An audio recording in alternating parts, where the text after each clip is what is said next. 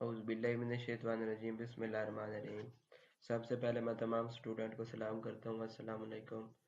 तो हमने ना वेब डेवलपमेंट का कोर्स स्टार्ट किया हुआ था, उसमें HTML और CSS की HTML का मैंने पूरा कोर्स कवर किया था और CSS के भी लेक्चर मैंने अपलोड किए थे। तो जितना भी मैंने HTML और CSS पढ़ा दिया उसके रिलेटेड मैंने कहा चलो आज एक प्रोजेक्ट बना लेते हैं। तो वो प्रोजेक्ट क्या मैंने बनाया, कैलकुलेटर बनाते हैं। तो कैलकुलेटर को हम HTML और CSS के थ्रू इस तरह हम बनाएंगे और इसके अंदर मैं जावास्क्रिप्ट के भी कुछ टैग यूज़ करके आपको उसके बारे में बताऊंगा और इसके अंदर जो फंक्शन परफॉर्म होते हैं वो भी मैं इसके अंदर आपको कवर करूंगा। तो फिलहाल जिनको समझ आ गई ठीक है, वरना HTML और CSS को उसके बाद मैं अगली वीडियो भी बनाऊंगा। तो इसके अंदर मैं आकर ये इसके अंदर फीचर भी है। मैंने ये HTML और CSS और जावास्क्रिप्ट से बनाया। इसके अंदर आप एडिशन भी कर सकते हैं, मल्टीप्लिकेशन, मतलब ये जो भी है इसके अंदर फंक्शन है सभी परफॉर्म होते हैं। मैं इसका डेमो आपको थोड़ा सा दिखा देते हैं। फॉर एग्जांपल आप इसमें एडिशन करना चाहते हैं तो आप इस पर क्लिक करेंगे, 1+ आप जो भी नंबर सेलेक्ट कर लें और इक्वल करेंगे तो ये इसका नंबर भी आपको रिजल्ट भी देगा। तो अगर आप इसको काटना चाहते हैं तो ये देखो ये डिलीट भी कर रहा है। तो इसके अंदर ये तकरीबन मैं आपको दूसरे इसके मल्टीप्लिकेशन भी करके दिखाता हूँ। तो ये मल्टीप्लिकेशन जितने भी इसके अंदर फीचर हैं ये सब परफॉर्म होते हैं। अगर एक डिजिट को डिलीट करना है तो उसके लिए भी ये यूज़ होता है, कर रहा है, तो फंक्शन परफॉर्म कर रहा है। तो आप इसके अंदर माइनस भी कर सकते हैं। तो आप इस तरह जो भी करना चाहते हैं तो आप इसके अंदर कर सकते हैं। तो ये देखो डिवाइड भी कर सकते हैं और डॉट में भी कर सकते हैं अगर आपको जिस तरह आपको ज़रूरत है। मतलब ये इसके अंदर ये सारे सारे फंक्शन परफॉर्म कर रहा होता है। तो हम ये सब इसके अंदर अब हम खुद बनाएंगे, तो HTML CSS और जावास्क्रिप्ट के थ्रू से। तो आइए हम इसको शुरू करते हैं। तो सबसे पहले मैं ना आकर एक नया फोल्डर क्रिएट कर देता हूँ। तो मैं डेस्कटॉप पर आकर एक फोल्डर क्रिएट करता हूँ और इस फोल्डर का नाम मैं रख देता हूँ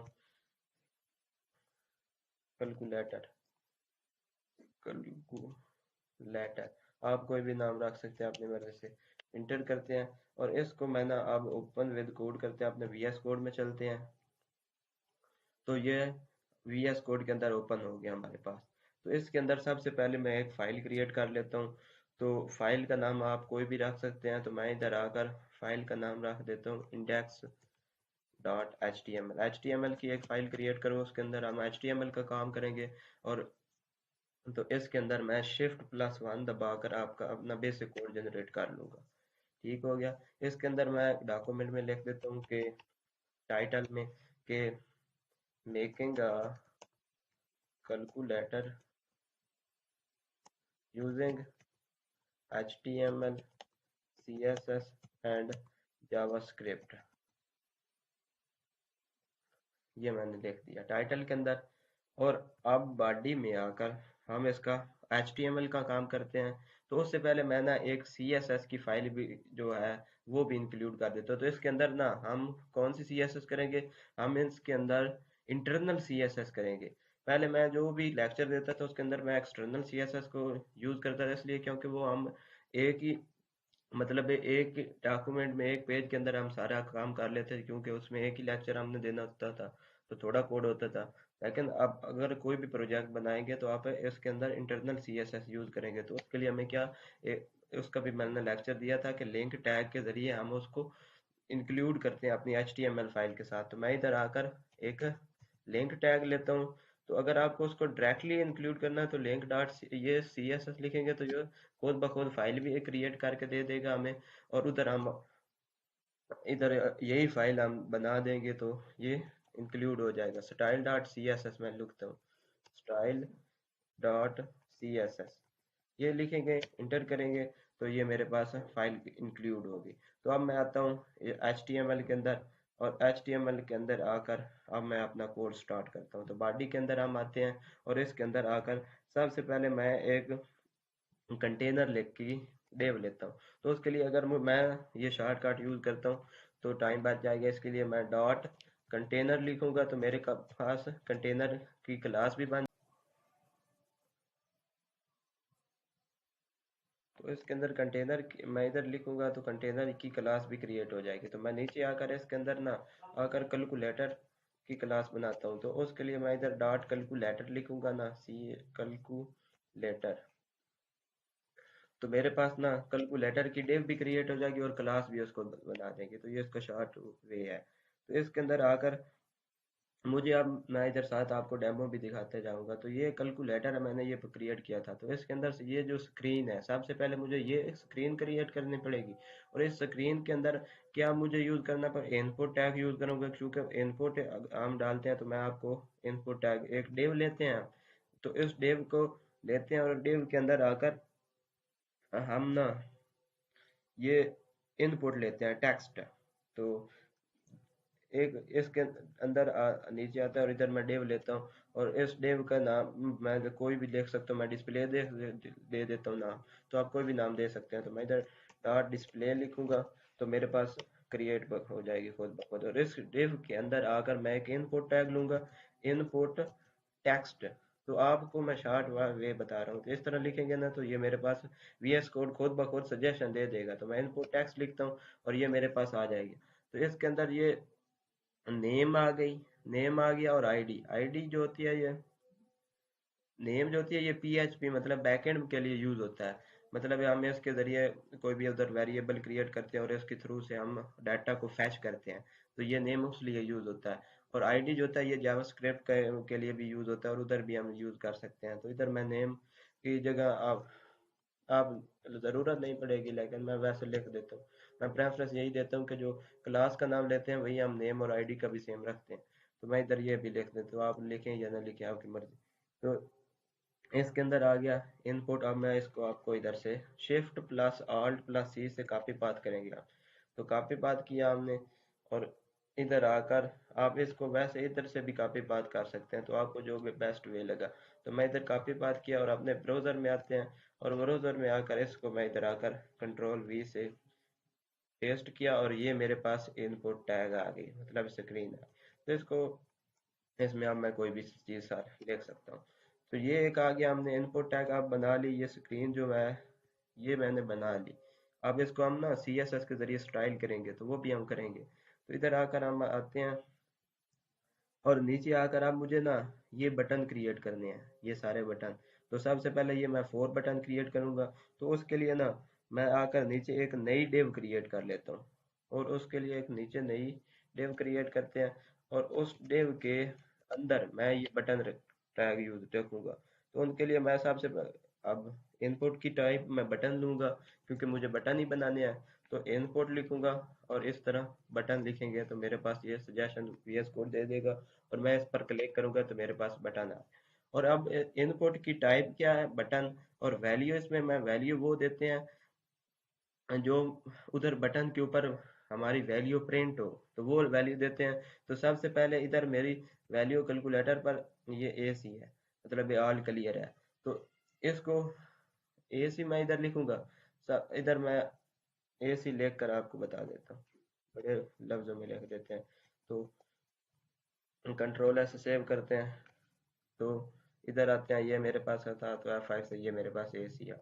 अब मुझे इसी तरह के 4 बनाने हैं। तो इसको मैं डुप्लीकेट करता जाता हूँ। तो डुप्लीकेट करता हूँ।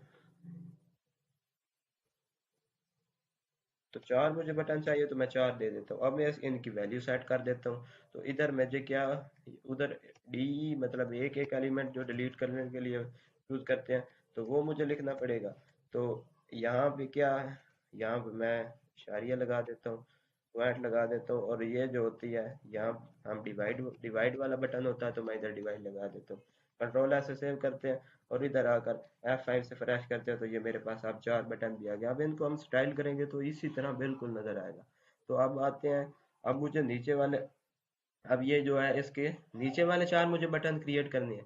तो उसके लिए मुझे मैं एक अलहदा डिव ले लेता, क्योंकि बाद में हम इसको स्टाइल करना है, टारगेट करना है। तो टारगेट करने के बाद हम इसको यूज करेंगे। तो मैं अब इसके के लिए एक और डिव ले लेता हूँ। और इस डिव के अंदर आकर ना मैं अब फिर इनपुट लेता हूँ बटन, इनपुट लेता हूँ, इनपुट लगाते हैं, इनपुट बटन लेते हैं और इसके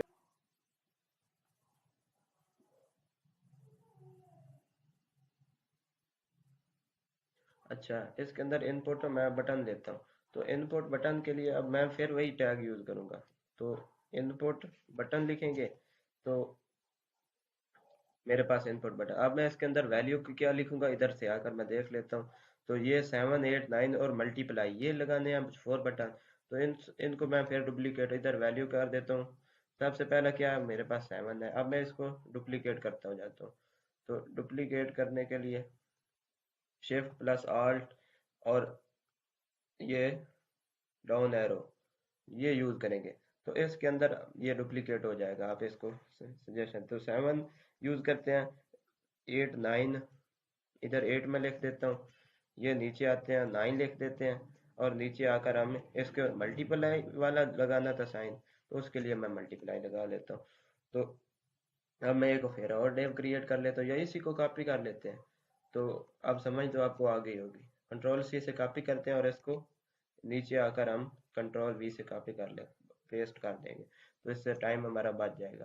तो इधर आकर हम अब क्या वैल्यू सेट करेंगे, तो इधर मैं आकर 4 4 5 6 लिख देता हूँ। 4 इधर 5 इधर 6 और इधर आकर हम माइनस वाला ऑपरेटर यूज कर लेते हैं।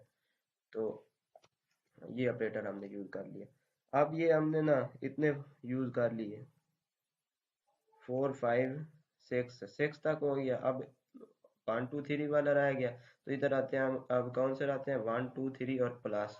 अब इसके लिए भी मैं एक डिव तो कॉपी मैंने किया हुआ था। अब इसको और पेस्ट कर देते हैं और इधर आकर मैं उसकी वैल्यू सेट कर देता हूँ। इधर हम आकर ना तो इसके अंदर 2 1 2 3 और प्लस लिख देते हैं। 1 लिखते हैं इधर, इधर आकर 2 लिखते हैं और इधर आकर 3 लिखते हैं और इधर आकर मैं इसके अंदर प्लस लगा देता हूँ।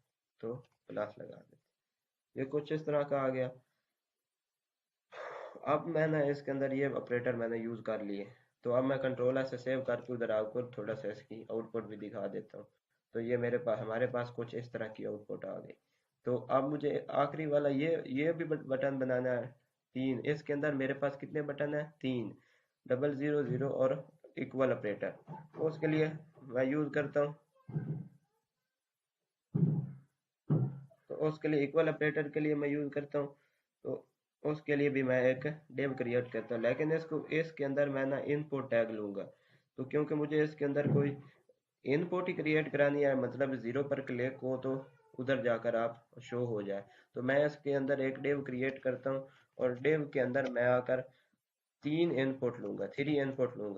तो इनपुट और इनपुट के अंदर भी वो टाइप बटन लेंगे। इसके अंदर भी वही इनपुट टाइप बटन लेते हैं 3। तो इसके अंदर वैल्यू सेट करते हैं। तो इसके अंदर मैं पहले इसके अंदर डबल 0 वाली वैल्यू लूंगा। तो और इसके नीचे आकर मैं इसी को कॉपी करता हूँ या नीचे फिर और बना लेते हैं हम इनपुट। इस पर कौन सी टाइम है, तो इनपुट बटन लगाते हैं और इसके अंदर मैं वैल्यू सेट कर देता हूँ 0। और अब एक और इनपुट लेते हैं और उसके अंदर वो इनपुट बटन लेते हैं और इसके अंदर मैं वैल्यू सेट कर देता हूँ इक्वल वाली। तो अब कंट्रोल एस से सेव करते हैं और इधर आकर F5 से मैं आपको फ्रेश करके दिखाता हूँ। तो ये मेरे पास अब कुछ एक डम्मी सी शेप बन गई। तो अब इसको ना हम स्टाइल करते हैं। तो इस शेप में बनाते हैं। तो इस शेप में बनाने के लिए मुझे style dot C S S लगानी पड़ेगी। तो आइए हम जावास्क्रिप्ट बाद में करेंगे, क्योंकि HTML और CSS से मैं पहले करूँगा। जिनको HTML और CSS चाहिए तो वो इस तरह कर सकते, अगर उसके अंदर भी फंक्शन परफॉर्म चाहिए तो वो उधर से देख सकते हैं। तो अगला भी आप देख सकते हैं। तो मैं पहले CSS इसके अंदर ऐड करता हूँ।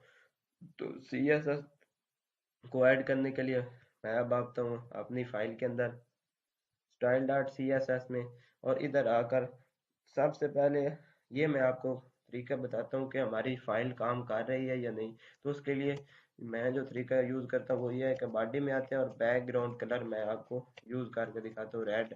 अगर पूरी पूरी फाइल का बैकग्राउंड कलर रेड करते हैं और कंट्रोल ऐसे सेव करके इधर आकर F5 से मैं आपको फ्रेश करके दिखाता हूँ। तो रेड पूरी का बैकग्राउंड हो गया। तो मतलब है हमारी फाइल सही काम कर रही है। तो अब मैं इसको रिमूव कर देता हूँ और अपना अब कोड स्टार्ट कर देता हूँ। तो इसके अंदर कोड स्टार्ट करते हैं और आइए सब मैं CS से स्टार्ट करता हूँ। और CSS में ना मैं सबसे पहले वो कोड यूज करूंगा, मतलब जो आप हर प्रोजेक्ट में यूज करेंगे। तो इस फाइल के अंदर मैं सबसे पहले इधर आकर मार्जिन ले देता हूँ। मार्जिन कितनी देते हैं हम, 0। तो लेकिन उसको लिए हमें कुछ पहले टारगेट भी करना पड़ेगा। तो टारगेट इस तरह हम यूज करते हैं, ये स्टार लगाते हैं और इसके अंदर आकर सबसे पहले M0 भी लिखेंगे तो मार्जिन 0 हमारे पास आएगा, ये शॉर्ट कट होता है। अगर P0 लिखेंगे तो पैडिंग 0 हो जाएगी। तो ये भी लगाते हैं। और हमारे पास फ़ॉन्ट फैमिली जो होती है वो भी दे देते हैं।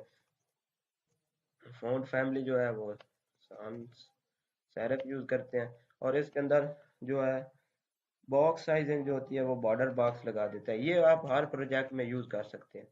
ये जो 4 लाइन का कोड है, तो हम तकरीबन आप हर प्रोजेक्ट में ही यूज करेंगे। तो कंट्रोलर से सेव करते हैं और F5 से फ्रेश करते हैं। और अब मेरे पास ये कुछ इस तरह का है। चूंकि बॉडी को मैं बैकग्राउंड कलर तो मैंने रिमूव कर दिया। अब इस डम्मी से को हम अब स्टाइल से देखेंगे। अब CSS की पावर आप देख लेना। तो अब आते हैं हम इसके अंदर। तो सबसे पहले मैं कंटेनर क्लास को टारगेट करता हूँ। तो क्लास को टारगेट करना है इसलिए डॉट लगाऊंगा और कंटेनर लिखूंगा। कंटेनर को टारगेट किया। टारगेट करने के बाद सबसे पहले मैं उसकी विड्थ जो है वो इंक्रीज कर देता हूँ। तो विड्थ को इंक्रीज करते हैं और वो कर देता हूँ मैं 100%, मतलब पूरी स्क्रीन पर हमारा कवर का हो जाए। तो इधर आते हैं और इधर आकर F5 से फ्रेश करते हैं। तो कंटेनर जो है ये पूरी उसने 100 विड्थ ले लेगा। और इसके अंदर जब मैं बैकग्राउंड कलर सेट करूंगा तो आपको ये शो हो जाएगा। तो हाइट भी मैं इसकी 100 VH कर देता हूँ। इधर आकर हाइट करते हैं, हाइट भी हम 100 VH कर देते हैं। तो ये हमने कर दिया कंट्रोल। अब नीचे आते हैं और इसके अंदर बैकग्राउंड में पहले सेट करके दिखा देता हूँ। तो फिर बैकग्राउंड करते हैं और बैकग्राउंड को हम आज कोड के जरिए आप कोई भी ले सकते हैं। तो मैं ये कोड यूज करूंगा, HE3F9FF। तो ये इस तरह का हमारे पास कलर होता है। तो इंटर करते हैं और कंट्रोल S से सेव करते हैं और इधर आकर F5 से फ्रेश करते हैं। तो ये मेरे पास कुछ इस तरह की कलर बैकग्राउंड आ गया। तो अब आते हैं डिस्प्ले फ्लैक्स पर। फ्लैक्स बॉक्स को प्रॉपर्टी यूज करते हैं। और फ्लैक्स बॉक्स के लिए तो अगर मुझे ये पूरा कॉन्टैक्ट को हॉरिजॉन्टल एक्स एक्सेस में या वर्टिकल वाई एक्सेस में इसको शिफ्ट करना है, तो इसके लिए पूरे कॉन्टैक्ट को तो हम कौन से यूज करते हैं। और अगर इसको सेंटर में, लेफ्ट में और राइट में भी लाना है तो उसके लिए हम क्या डिस्प्ले फ्लैक्स वाली प्रॉपर्टी यूज करते हैं। तो मैं डिस्प्ले फ्लैक्स यूज करूंगा। और अब मैं इसके अंदर अगर टैग जस्टिफाई कॉन्टैक्ट सेंटर करूंगा तो ये हॉरिजॉन्टल या वर्टिकल। अब मैं इसको डिस्प्ले फ्लैक्स फ्लैक्स बॉक्स की प्रॉपर्टी सेट कर दी। और अब इसको मैं सेंटर में ले सकता हूँ, या लेफ्ट या राइट में या टॉप में बॉटम में ले सकता हूँ। तो मैं इसको ना अब आकर जस्टिफाई कॉन्टैक्ट जो है सेंटर में करता हूँ। तो ये मेरे पास जो पूरा है वो सेंटर में आ जाएगा। तो F5 से फ्रेश करते हैं तो ये देखो जस्टिफाई कॉन्टैक्ट जो होता है वो होता है हॉरिजॉन्टल, मतलब एक्स एक्सेस में पूरे कॉन्टैक्ट को शिफ्ट कर देता है। और अब मुझे इसको वर्टिकल से ले आना है सेंटर में। तो उसके लिए मैं क्या यूज करूंगा, तो उसके लिए मैं अलाइन एटम यूज करूंगा। तो अलाइन एटम सेंटर करूंगा तो ये इसके बीच में आ जाएगा, सेंटर में आ जाएगा। और वो भी वर्टिकल, टॉप से बॉटम। तो ये देखो टॉप से बॉटम वो सेंटर में आ गया। अब ये कुछ इस तरह की आ गई शेप। तो अब इसके अंदर हम फंक्शन परफॉर्म करते हैं। तो इसके अंदर अब मैं आकर ना जो कैलकुलेटर मैंने इधर क्लास क्रिएट की थी, अब मैंने ये जो इसके अंदर क्लास बनाई थी कंटेनर, उसको मैंने टारगेट किया दिया और उसके अंदर मैंने फंक्शन भी और CSS कर दिया। अब मैं कैलकुलेटर पर आता हूँ और इसके इसके अंदर आकर ना मैं इधर आकर डॉट लगाता हूँ। डॉट इस कैलकुलेटर जो है क्लास को आप इसको इस इधर से एज एटिव का इधर से कॉपी कर लें। इससे स्पेलिंग अगर थोड़ी सी भी मिस्टेक हो जाए तो उधर एरर आ जाते हैं। तो इसके लिए मैं इधर आकर डॉट लगाऊंगा और कंट्रोल V से इसको पेस्ट करूंगा। और इसको टारगेट करते हैं। और टारगेट करने का अब मैं इसका भी बैकग्राउंड सेट कर देता हूँ।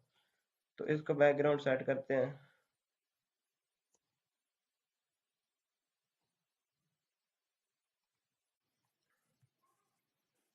अब इसका बैकग्राउंड सेट करते हैं तो ये सजेशन क्यों नहीं दे रहा, कोई एरर है तो ये एरर है मेरे पास।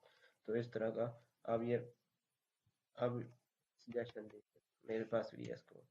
तो मैं इधर आकर ये भी इधर मेरा एरर है, मतलब मैंने ये दूसरी लगा दी थी। अब इसको मैं रिमूव कर देता हूँ और इसको भी रिमूव कर देता हूँ। तो इसको नीचे आते हैं, अब इसको टारगेट करते हैं। तो आप एरर को भी देख ले लिया करें, तो किसी तरह भी आ सकता है। तो बैकग्राउंड करते हैं और अब इसका ना बैकग्राउंड आप कोई भी यूज़ कर सकते हैं। तो मैं ये यूज़ करता हूँ कंट्रोल एस, बल्कि ये तो मैंने पहले दे दिया है। तो हम इसके अंदर डिफरेंट कलर ले आएंगे। तो मैं इसके अंदर आकर ना यही पर्पल वाला दे देते हैं, लेकिन अगर एज इट इज बनाना है उसी तरह, तो मैं इधर आकर #3 लगाऊंगा, ई ए ट्रिपल फोर। तो ये हमारे पास वो पर्पल सा कलर जो होता है वो उसका कोड होता है। तो 52 लगाएंगे। तो इधर मुझे एफ भी लगाना है, #3 A4452 इस तरह का कोड था हमारे पास। तो ई नहीं लगाना हमें, तो ई को मैं रिमूव कर देता हूँ और अब मेरे पास कुछ इस तरह का ये कलर आ गया। तो अब मैं इधर आकर देख लेता हूँ कि किस तरह का है। तो कुछ इस तरह का ये मेरे पास कलर आ गया। अब देखो ये इनपुट भी कुछ स्क्रीन कोई थोड़ी सी आ गई, डमी टेक्स्ट जो डमी शेप थी वो थोड़ी सी ठीक होती जा रही है। तो अब मैं इसके अंदर ना ये जो मेरे पास इसके अंदर ये बटन वगैरह है, इनमें थोड़ी सी इसको पैडिंग दे देते हैं। पैडिंग हो, आपको पता है कि एलिमेंट और बॉर्डर जो है उसके दरमियान स्पेस होती है। तो इसके दरमियान इधर हमें स्पेस क्रिएट करानी करनी है, स्पेस को भी स्क्रीन को भी थोड़ा बड़ा करना है। तो उसके लिए मैं क्या यूज़ करूँगा, पैडिंग। और मैं पैडिंग आकर 20 पिक्सल कर देता हूँ तकरीबन। तो कंट्रोल S से सेव करते हैं और इधर आकर F5 से फ्रेश करते हैं। तो ये मेरे पास पीछे से उसका साइज बढ़ गया। मतलब ये मैंने डब्बे का कैलकुलेटर वाली वो बॉक्स को इसको टारगेट किया हुआ था। तो इसको टारगेट किया है, तो वो उसकी थोड़ी सी अगर इसको और भी बनाना चाहते हो तो आप इधर से इंक्रीज कर सकते हैं।